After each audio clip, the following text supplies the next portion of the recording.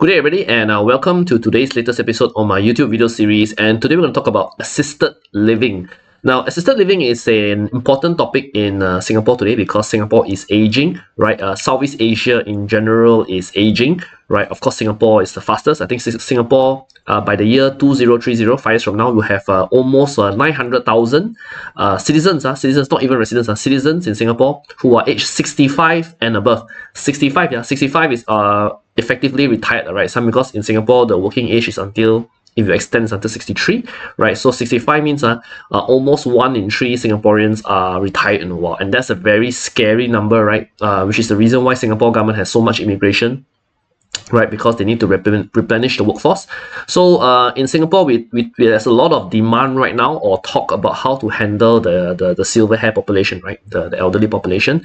And recently in the news in Singapore, right? Perennial is one of Singapore's property developers. They launched a luxury assisted living residence, right, in Parry Road. Parry Road is actually near Kovan MRT, not very far away. It's in the landed area behind Kovan MRT there.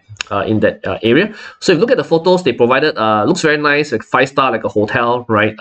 If you live in these places for the retiree, right? And it has a lot of elderly friendly things like a remote curtain, press the curtain, use a remote, video tablets, right? Motion sensor lights, motion sensors, right? Just in case you fall down, they can detect you, right? Facial recognition, right? And they have all the nurses and people there nearby to do checkups and regular maintenance for you, for the body, and then of course they have food provided right there for you as well. So you can actually enroll this year 2025, and they will actually start by 2026. Means you can actually move into these studios by next year 2026. Perennial is actually not new this business. They have been doing this in China. They have over 25,000 beds in China. Yeah, though Mr. Phua Sik Wan, the boss of Perennial, was talking about it in China. China has more government policies which are quite elderly friendly to start up this kind of business, right? In Singapore, they are not so much policy to help developers do this business, right? But he wanted to try and bring this to Singapore and bring this elderly assisted living service here. So they're actually quite clear this is a luxury service, right? So I think there's one more today in Upper Bishan area, if I'm not wrong, similar, right? And the prices are charging from $8,900 to $17,000 Singapore dollars per month, right?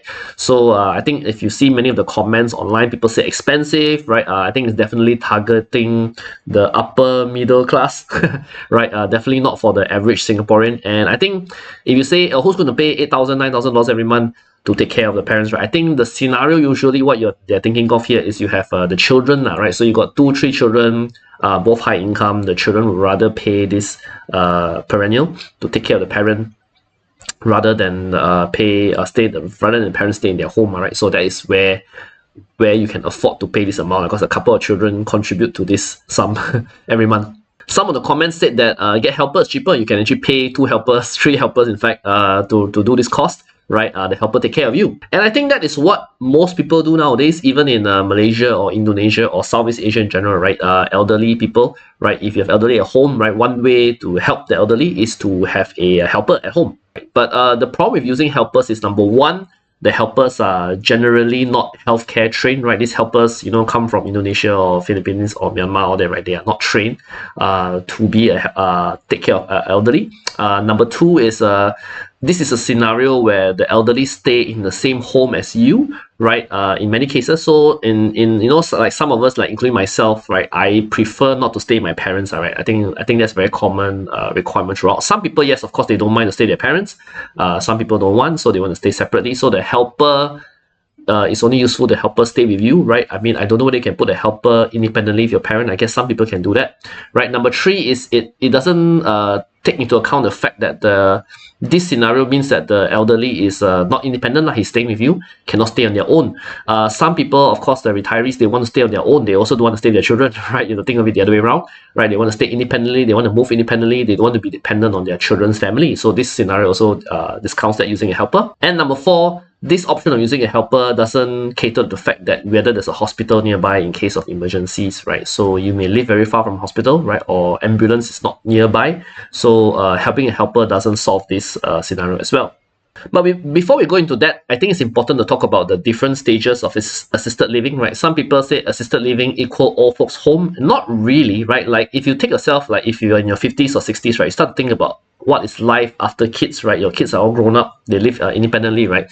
So in many cases, it usually start that you are still quite active and independent, right? You are not like ill or sick or whatever, so you want to still move, go on holiday with your spouse, travel, sometimes come back to Singapore, see your children, see your family, see your friends, right? But you are living and enjoying your active retirement life. So that is what we call pre-assisted living. Like you haven't reached a stage where you need someone to assist you to live, but you may be planning for that, right? Which is why such services start to exist. So the next stage is where you may need a little bit of assistance. Maybe you have some health complication that requires you to do health checkups maybe once a month, once a week, right? Things like that, right? Just to make sure that you're okay, right? I've even met elderly people in Singapore who told me they have a WhatsApp group, right? Where the WhatsApp group every morning they say good morning to each other, right? Part of the intention is to make, when everybody say good morning, it's like sort of a check-in, right? To make sure that everyone is still alive, everyone's still okay. When I first heard of that, I mean, the first reaction was to be funny, thought it was funny, but then I thought there was a real practical thing to doing that, right?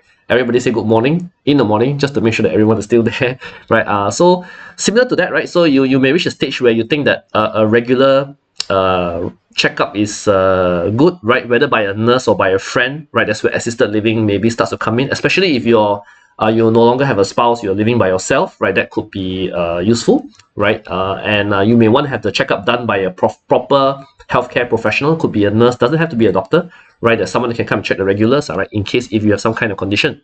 Then of course you move on to the more difficult scenarios, right? Where you cannot really live by yourself. You need someone to be there, maybe every day, at least in the morning, once or twice a day, maybe not the whole day, right? To be there with you, right? To take care of your condition, especially like if you cannot really walk, right? Or you need help to move around, right? Or you need help to prepare food, right?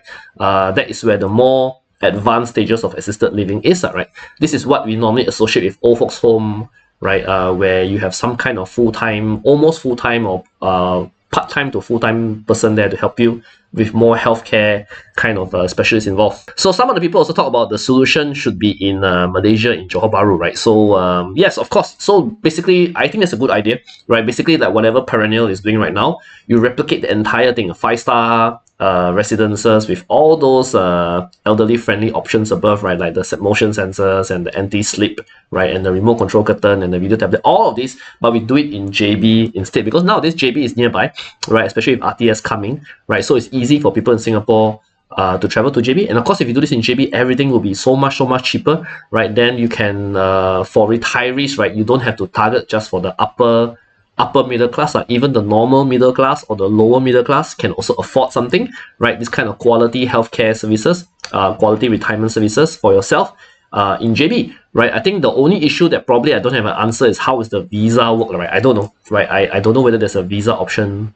for these people today, right? To live in JB in assisted living home, right? And I think this is very important function also for people like me, right? Like my parents are in their 60s and 70s now. I also start to think whether at some point would they be able to live on their own, right? At some point they may not, right? So you may have to step in and find some kind of service which is it helps them solve the problems, but you still grant them a lot of independence to live as active individuals, right, in their old age. And of course, parents don't want to be a financial burden. You also don't want it to be a financial burden, right? So one option is to do it, like especially for people in Singapore, right? One option to do it, of course, is in JB.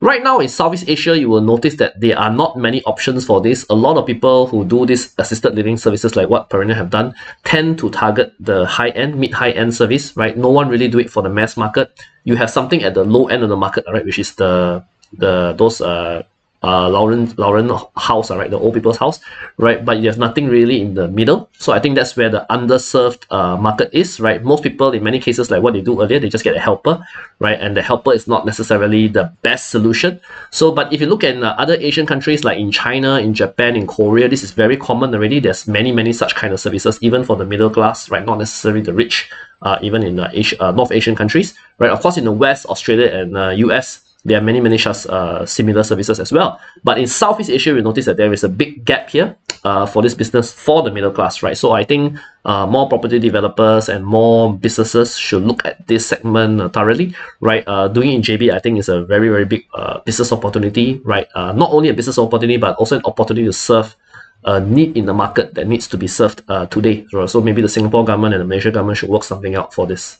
So thank you very much. I guess just a topic that I wanted to talk about for a few minutes, right? If you guys have any comments or any additional information to share, please share in the comments below, right? I'm more than happy to have a healthy discussion on this topic about how to handle assisted living for retirees in Singapore and also in Malaysia probably moving forward, and whether doing this in JB makes a lot of sense or not, right? And as per usual, if you do like such content, please like, share, and subscribe on my YouTube channel.